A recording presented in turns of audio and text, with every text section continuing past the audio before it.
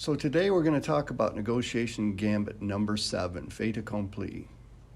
Or you might call it, when they presume you will add something to the order for free.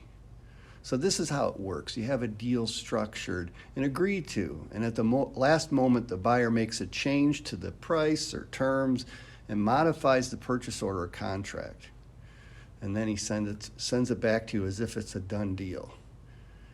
Here's an example. One of my clients closed a $90,000 construction materials deal with a branch manager of a national general contracting firm.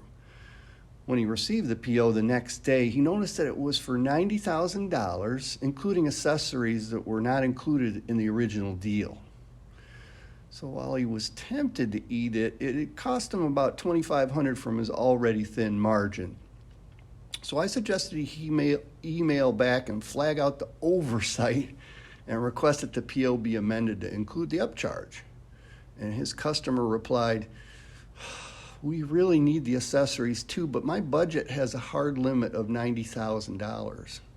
So knowing his customer had other North American branches, I suggested he reply, "I'll be glad to throw in the accessories this time if you can, 1, introduce me to your other 5 branch managers, and 2, you can provide me with a testimonial for my website."